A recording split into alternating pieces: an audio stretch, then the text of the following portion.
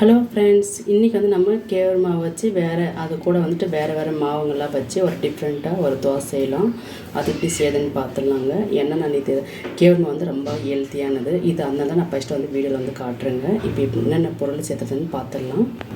100 gram கேவர் மாவு சேர்த்திக்கலாங்க. கோதுமை மாவு 50 கிராம் சேர்த்திக்கலாங்க.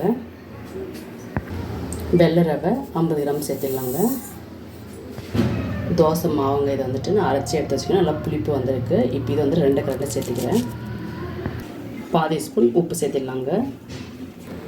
இது கூட கொஞ்சம் தண்ணி சேர்த்திக்கலாங்க. தண்ணி சேர்த்துட்டு நல்லா மிக்ஸ் பண்ணி விட்டுடலாம்.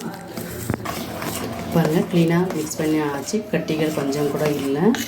நம்ம டைம் செக் பண்ணிடலாம். பாருங்கள், அப்போ ஒன்று இருக்குது. நம்ம திரும்பி இந்த மாதிரி மிக்ஸ் பண்ணி விட்டுடலாம் க்ளீனாக.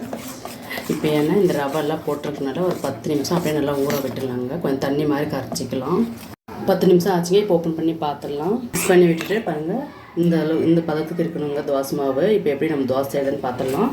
கல் பாருங்கள், நல்லா சூடாக இருக்குது தோசை கல். இப்போ 2 கரண்டி ஊற்றிடலாம் தோசை மாவு. உங்கள் கரண்டி பெருசாச்சுன்னா ஒரே கரண்டி கூட போதுங்க.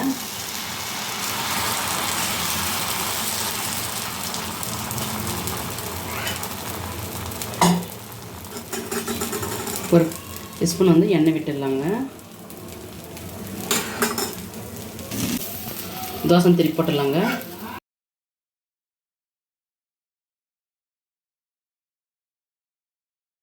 வந்திருக்கு. இப்போ இது எடுத்துடலாம் தோசை. பாருங்கள், இதே மாதிரி எல்லாமே செஞ்சுக்கலாங்க.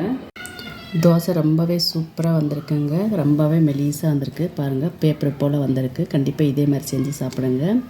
ஏன்னா இதில் கோதுமை ராகி மாவு எல்லாமே இருக்கிறதுனால ரொம்பவே டேஸ்ட்டாக ரொம்பவே டிஃப்ரெண்ட்டாக இருக்கும். கண்டிப்பாக ட்ரை பண்ணுங்கள். இந்த டிஷ் உங்களுக்கு பிடித்திருந்தால் லைக் பண்ணுங்கள், ஷேர் பண்ணுங்கள், கமெண்ட் பண்ணுங்கள், சப்ஸ்கிரைப் பண்ணுங்கள், பக்கத்து பண்ணி அமர்த்திக்கோங்க. ஓகே ஃப்ரெண்ட்ஸ், பாய்.